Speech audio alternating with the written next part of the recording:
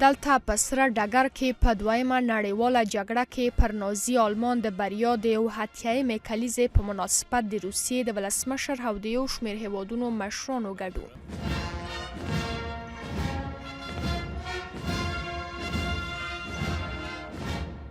ولادیمیر پوټين په دغه ستر پوځي پریډ کې په خپلو ویناوو کې د دغه بریا د سرتیرو له میراث او له سپارښتنو څخه پر درناوي ټینګار کوي. د بریالي نسل ستر کار هغه سرتیري چې نن د ځانګړو پوځي عملیاتو دنده ترسره کوي الهام بخي. هغوی د تېرې کوونکو ځواکونو په وړاندې جګړه کوي چې د ټول ناټو لخوا یې ملاتړ او تجهیز کیږي.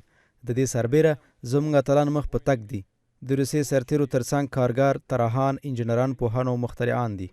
ښاغلی پوټين د خپلو خبرو په یوه برخه کې وایي د دغه هیواد د بریا لامل اخلاقي او معنوي ځواک، ورتوب، ملي پیوستون او د ټولو سختیو په وړاندې د درېدو وړتیا په بریا سره له هرې ازموینې تېرېدل دي.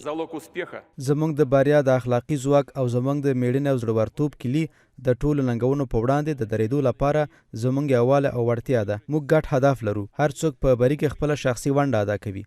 دغه بری هم د جګړې په ډګر کې او هم د جبهې تر شا جوړیږي. زه په ژوره توګه باور لرم چې زموږ لاره عادلانه ده. موږ له یو بل سره یو. بریا تل زموږ په برخه وه او تل به وي. د روسیې په سره ډګر کې پوځي نندارې هر کال د بریا د ورځې په مناسبت د لوړپوړو چارواکو او د ځینو هیوادونو د مشرانو په ګډون او دغه راز د منظمو پوځي برنامو په پلي کېدو سره ترسره کیږي او پکې تر ټولو تازه تجهیزات او د دغه هیواد پوځي وړتیاوې د زرګونو کسانو په مخ کې نندارې ته وړاندې کیږي.